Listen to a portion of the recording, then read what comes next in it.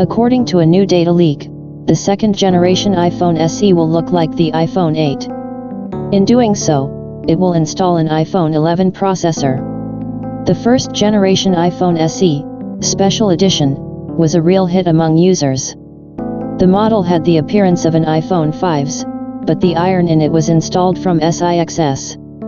Unfortunately, Apple has stopped releasing the iPhone SE in 2018. Since then, Apple fans are awaiting the release of the second-generation SE, which may take place next year.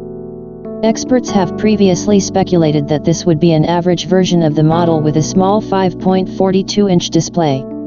Experts wrote that the iPhone SE2 should get a display with a monoblock in the style of iPhone X, Apple A10 Fusion processor, 2 GB of RAM, a 1700 mAh battery and support for Face ID.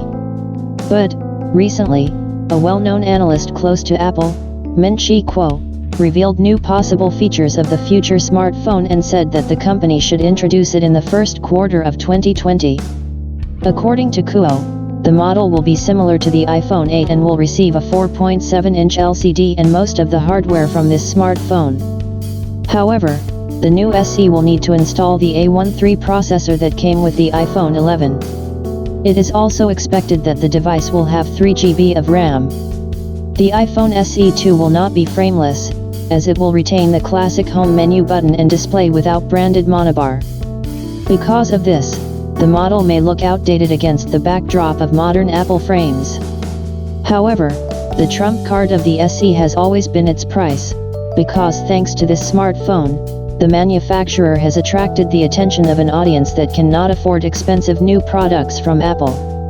The previous version of the iPhone SE cost $399, so the second-generation smartphone is to be expected in this price range.